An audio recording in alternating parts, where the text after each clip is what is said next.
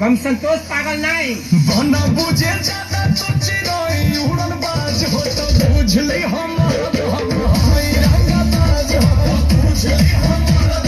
हई रंगबाज हो मालूम ना एक फट की एको भाषा ना बोलबा कोनो विषय में ए हई रंग